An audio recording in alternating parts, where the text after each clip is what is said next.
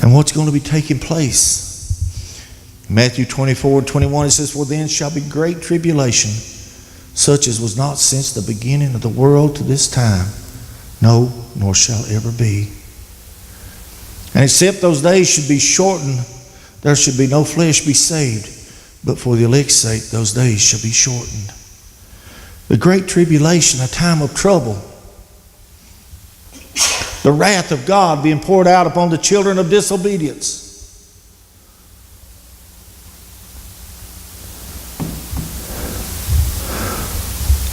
I want to live and be with Him. I want to go home to be with Jesus. I don't want to be in that time. Revelation 9:15, it says, "And the 4 angels were loosed, which were prepared for an hour and a day and a month and a year, for to slay the third part of men. And the number of the army of the horsemen were 200,000. And I heard the number of them. And thus I saw the horses in the vision, and them that sat upon them having breastplates of fire and of jacinth and of brimstone, and the heads of the horses were as the head of lions, and out of their mouth issued fire and smoke and brimstone.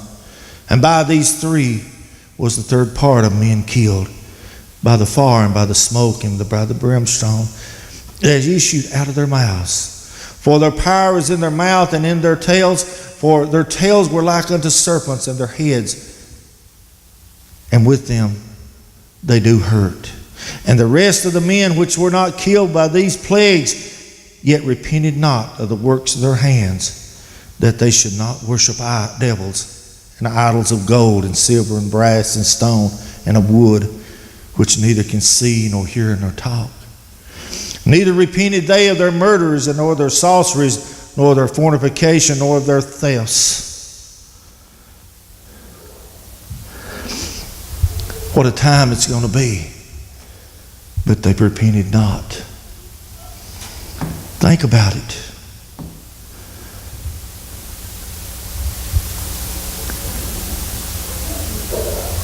In Revelation 16:8, it said, "And the 4th angel poured out his vial upon the sun, and the power was given unto him to scorch men with fire. And the men were scorched with great heat, and blasphemed the name of God, which hath power over these plagues, and they repented not to give him glory.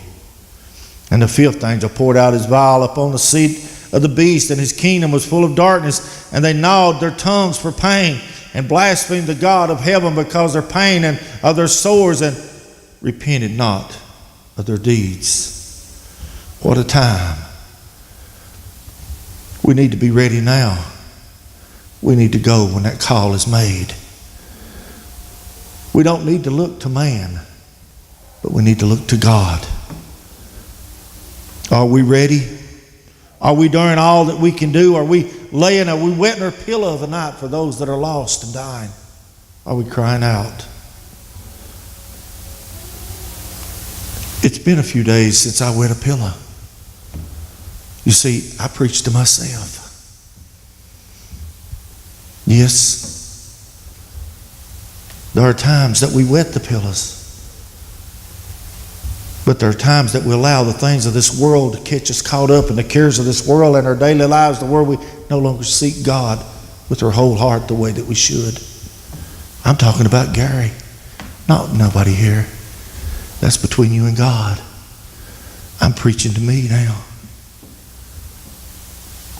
Am I doing all that I can be doing?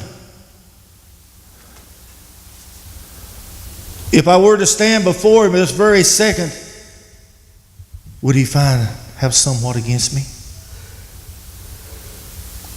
Something to pray about. Something to think about. It says they repented not.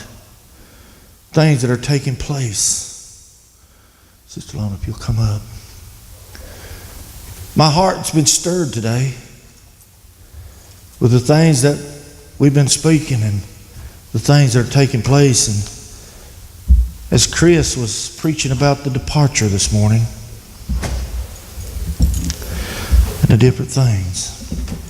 You see, we're going to go on that journey. Either that journey or of that journey? And have I done all that I can do? Have I walked before Him with an upright and pure heart?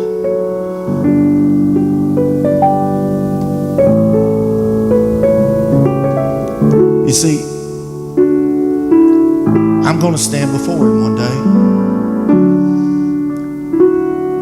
And Brother Scrappy, I want to make it home.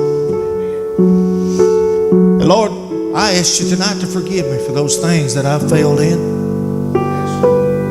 Oh, Jesus, as I confess before others that there are places that I've fallen short, show me, Father, and help me as I grow in you, that I can get to that place where you would have me to be, that I can touch that soul that's dying. Oh,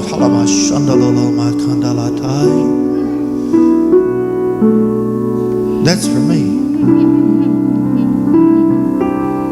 Well, what about you?